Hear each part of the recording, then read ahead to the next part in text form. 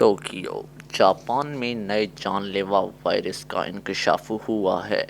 Virus ने खातून की जान ले ली। गैर मुल्की खबर एजेंसी की रिपोर्ट के मुताबिक नए जानलेवा वायरस का नाम ओज है। टोक्यो की रिहायशी 70 साल खातून गुज़श्ता साल इस वायरस से मुतासर हुई थी, जिसने कभी बैरून मुल्क सफ़र नहीं किया, बल्कि इसे हाई ब्लड प्रेशर समेत बुनियादी बीमारियां लाहक थीं।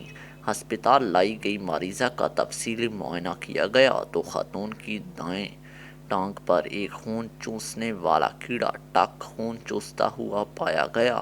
ताहम अस्पताल में दाखिल होने के 26 दिन बाद दिल की सोजिश, मायोकार्डाइटिस की अलामात की वजह से इसकी मौत वाक़ई हो गई। माहिरीन के मुताबिक ओस वायरस टक के काटने से फैलता है, जिसकी नस्ल जापान में मौजूद है। ताहम ताहाल जापान से बाहर इस वायरस की तस्दीक नहीं हुई है।